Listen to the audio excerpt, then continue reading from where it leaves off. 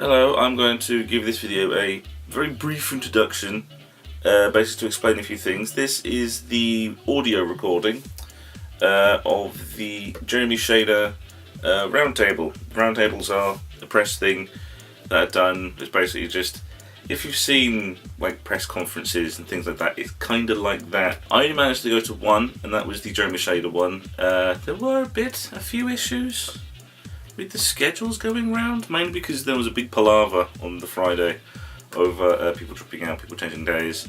Some people couldn't make it, some people had to change the day, some people did, some people did. Yes, there ended up being a bit of a palaver around scheduling, but also with this roundtable specifically, this one ended up getting cut very short, mainly because it started very, very late. Late being this was supposed to be a half-hour time slot, but ended up starting 15-20 minutes late. The reason for that is with Jeremy here. Jeremy does a lot of stuff at these conventions. He does the photo ops for the photography things, he does the signings, he does the various panels and interviews and various things with other groups like MCM and all sorts of things like that.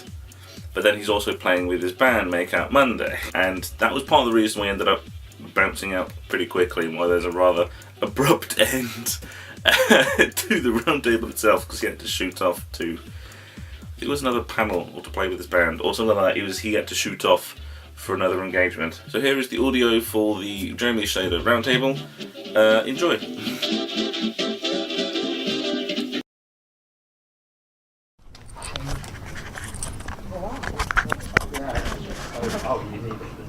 Okay folks, we're going to run this hopefully for 10 minutes. If we can't make it that long, here's a wanted man, etc. We might have to cut it short fairly brutally, so apologies. Makes me sound so much cooler than I actually am.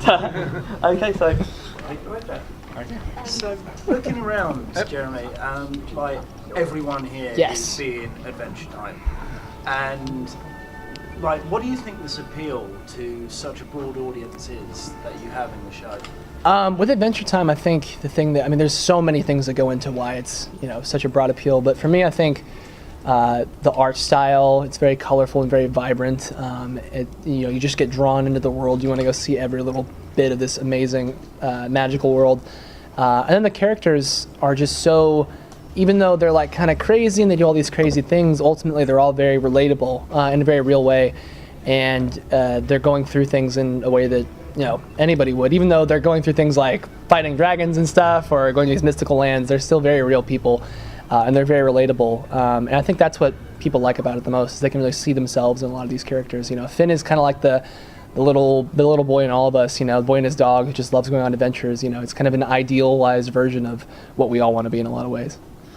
Jeremy, can you talk a little bit about your emotions recording the last episode and what the end of the series means for the long talked about plans of a feature film?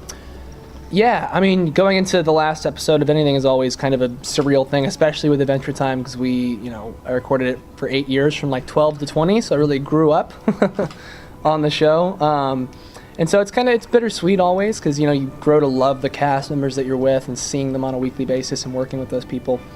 But it's also exciting in ways because you get to, we get to end it on a really good note and kind of wrap everything up that we wanted to wrap up.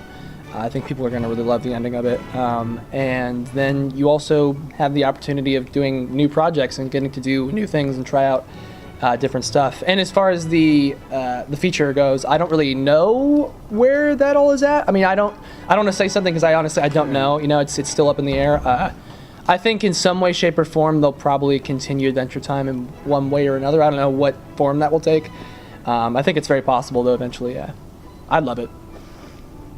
So you referred to like Finn and Jake as like a boy and his dog as well, but throughout the series it's like more of a brotherly kind of thing as well. Would you consider them as more of a best friend or brother or actual brothers? I think the fun thing about Finn and Jake is they do hit on a lot of different levels. There's definitely just the straight up they are brothers. They grew up together, so they are brothers. There's the boy and his dog type thing, but then there's also the kind of almost uncle-nephew type relationship, because Jake is kind of older than Finn, and so he almost, kind of directs Finn in certain ways sometimes when Finn is like, doesn't know how to deal with a certain situation as he's kind of growing up.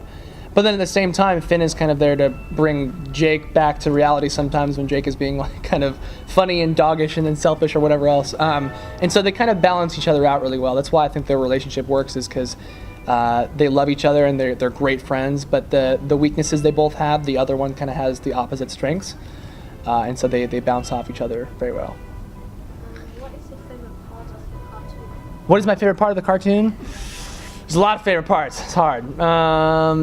I mean, getting to do it is obviously the best part, because having a job is nice. But I think one of my favorite parts is the people that I work with. I get to work with some of the coolest, voice actors in the business, and I've grown up listening to them before I even got into acting. And so getting to learn from those people and call them my peers, and just hang out with them and get to know them has been just the coolest thing in the world. And whenever you have a show that blows up and it becomes so widespread and known, like Adventure Time, across the entire world, is always just insane. You never expect that going in. You hope that the shows you work on are successful, but when people really take to it and just make it their own, like they have with Adventure Time, that's always super special. And from the episodes that we have coming up that you've already recorded, what can fans expect overall from that last portion of the Adventure Time journey? A lot of laughs, which you generally try and hope with Adventure Time. Definitely some emotional beats as you're saying goodbye to some of these characters. They don't, not like death, but you're seeing them kind of wrap up their storylines though, which is always going to be emotional, and you're seeing definitely people come together. I think you pretty much should expect exactly what you always get from Adventure Time, which is definitely lighthearted humor that brings levity to situations, but that really kind of emotional depth that they balance somehow extremely well, which is two very different things, but they just somehow balance it extremely well in Adventure Time. And sorry about that, but as I say, brutally cutting short, but we have just hit our deadline. Is that it? So I'm afraid so. We have slot. That did not even feel like 5 or 10 minutes. That felt like 2 seconds. Crap. I'm sorry. So sorry about that, everybody, but am I running now? Okay. Absolutely. Well, thank you guys. It was a fleeting visit. Thank you. Thank you for having me and listening, you great people.